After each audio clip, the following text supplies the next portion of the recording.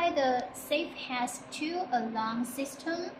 First one is when you enter the wrong fingerprint with 3 times or wrong code with 3 times, alarm will go off for 20 seconds and the keypad will lock down for over 3 minutes, and during that time any operation won't be accepted.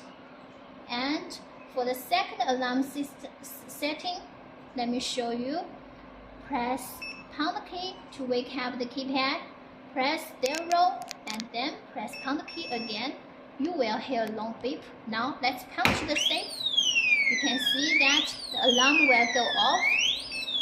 My fingerprint can stop the alarm, and next time you need to set up the alarm again and it will be active. Just repeat the steps. Press pound key wake up and press 0 and press pound key as confirmed.